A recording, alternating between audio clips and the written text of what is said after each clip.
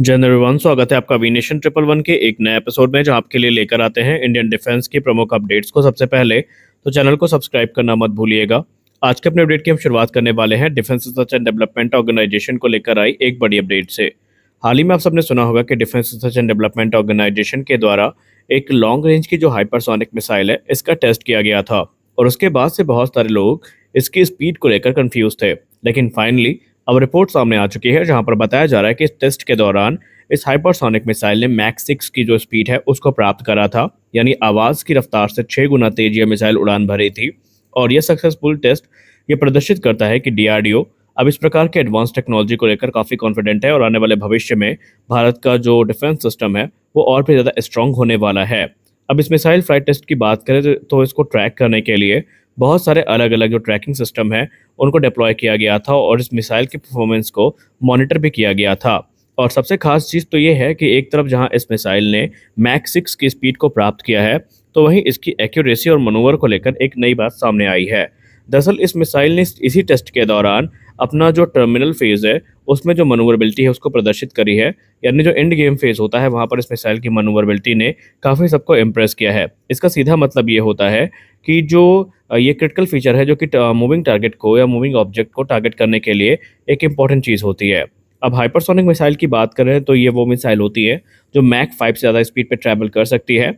और आपको जान के आश्चर्य होगा या खुशी भी हो सकती है कि भारत के पास एक दो नहीं बल्कि 2 से 3 जो हाइपरसोनिक मिसाइल्स हैं ये होने वाली हैं, क्योंकि रुद्रम सीरीज़ की जो रुद्रम 2 और रुद्रम 3 मिसाइल्स हैं ये भी हाइपरसोनिक मिसाइल्स ही होने वाली हैं।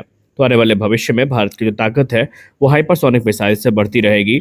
और ये आप सब जानते हैं कि ये भविष्य के हथियार है, और ऑलरेडी रशिया के जो ज़िरकॉन है इन मिसाइल्स ने एक बहुत बड़ा तबाही जो है वो यूक्रेन में ऑलरेडी मचा रखी है।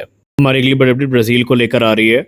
दोस्तों, ब्राज़ील जैसा कि आपको पता है कि लाइट कॉम्बैट एयरक्राफ्ट तेजस मार्क 1 को एक्सप्लोर कर रहा है, और जहां तक रिपोर्ट सामने आई हैं ब्राज़ील काफ़ी इनसे इम्प्रेस भी हुआ है।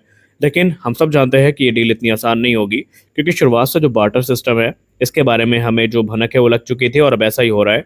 ब्राज़ील बेसिकली तेजस मार्क 1 की खरीद के लिए जो बार्टर डील है इसको लेकर एक्सप्लोर कर रहे हैं पॉसिबिलिटी को, जहाँ पर ब्राज़ील का कहना है कि अगर एम्ब्रेयर का जो C390 मिलेनियम है ये भारतीय वायुसेना के द्वारा MTA प्रोग्राम यानी मीडियम ट्रांसपोर्ट एयरक्राफ्ट प्रोग्राम के अंतर्गत खरीदा गया, जिसमें भारत को 60 से 80 की संख्या में एयरक्राफ्ट की ज़रूरत है, तो ब्राज़ील के लिए काफ़ी आसान हो जाएगा कि वो तेजस मार्क 1 को खरीदें, ताकि ब्राज़ील अपनी जो फाइटर एयरक्राफ्ट की फ्लीट है उसको मॉडर्नाइज कर सके और एडवांस फाइटर्स को ऐड कर सके। क्योंकि ब्राज़ील काफ़ी लंबे समय से जो अपनी एयरफोर्स है उसको मॉडर्नाइज करने पर प्रयास कर रहा है, और वो अपने पुराने जो Northrop F5 tiger 2 fighter jets है इनको रिप्लेस करना चाहता है, क्योंकि वो अपने सर्विस लाइफ को ऑलमोस्ट पूरा कर चुके हैं। और अब क्योंकि F5 पुराने हो चुके हैं तो उनको रिप्लेस करना अत्यंत आवश्यक है, और इसके लिए ब्राज़ील को एक एडवांस वर्सेटाइल प्लेटफॉर्म की ज़रूरत है। और डिफेंस रिपोर्ट ये कहती हैं कि उनके नज़र में इस समय तेजस मार्क 1 एक बेस्ट ऑप्शन के तौर पर उपलब्ध है, लेकिन इस प्रोग्राम के लिए वो बार्टर सिस्टम को कंसीडर कर रहे हैं। इसका मतलब ये है कि ब्राज़ील जो है अगर ये कहता है कि भारत जो C390 मिलेनियम है इसको सेलेक्ट करता है तो ब्राज़ील तेजस मार्क 1 को खरीदेगा। हालांकि जो ग्रिपेन ई है इसको भी उन्होंने इंडक्ट कर रखा है सर्विस में, जो कि highly capable multi role fighter aircraft है। लेकिन अब जो एयरक्राफ्ट की तलाश वो कर रहे हैं वो एक लाइट वेट कैटेगरी का होना चाहिए, कटिंग एज टेक्नोलॉजी से इक्विप होना चाहिए, उसमें एडवांस एवियोनिक और उसमें जो एडवांस वेपन सिस्टम है वो होनी चाहिए, और उनके लिए वो कॉस्ट इफेक्टिव ऑप्शन भी होना चाहिए।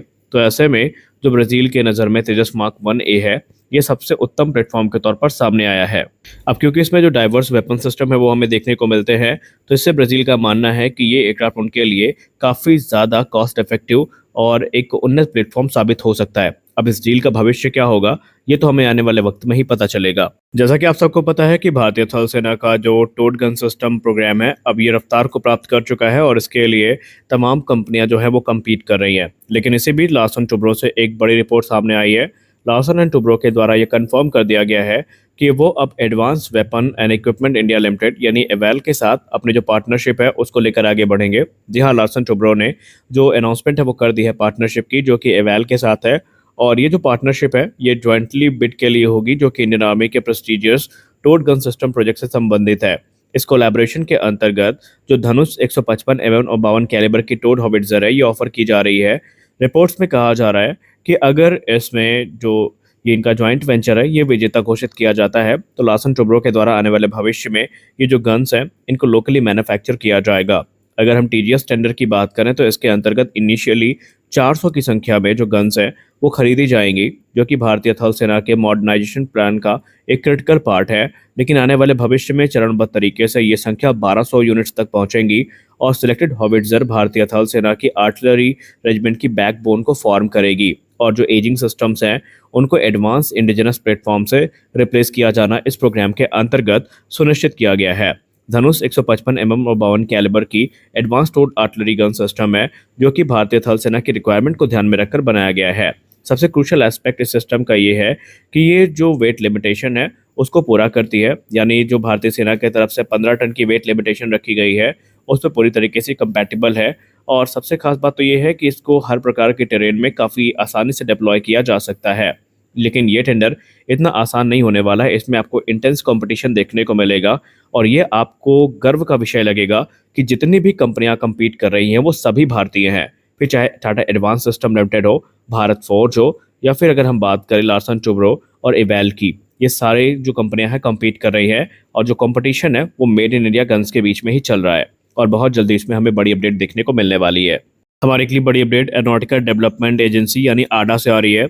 आडा के द्वारा ये अनाउंस कर दिया गया है कि तेजस मार्क 2 का जो पहला प्रोटोटाइप व्हीकल होगा उन्हें लाइन रिप्लेसेबल यूनिट्स का इस्तेमाल किया जाएगा, जो एलसीए मार्क 1 में कॉमन है।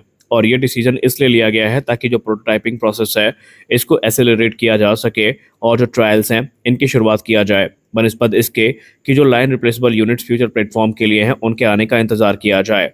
तेजस मार्क 2 की बात करें तो ये बेसिकली जो प्रूवन एलआरयूज हैं इन पर अभी रिलाय करेगा, जो कि मार्क 1 वेरिएंट के लिए विकसित किए गए हैं। और ये जो कंपोनेंट है माना जा रहा है कि आने वाले भविष्य में जब प्रोडक्शन फेज शुरू होगा तो इन्हें स्टेट ऑफ द आर्ट जो एलआरयूज हैं, जो कि advance medium combat aircraft programme के लिए अंडर डेवलपमेंट है, इनसे रिप्लेस कर दिया जाएगा।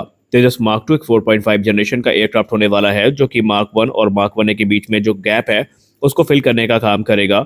या यूँ कह लें जो एलसीए मार्क 1, मार्क 1A और जो एमका के बीच का गैप है उसको फिल करने का काम करेगा। और बहुत सारी जो टेक्नोलॉजीज़ हैं वो एमका से इसमें बोरो करी जाएंगी।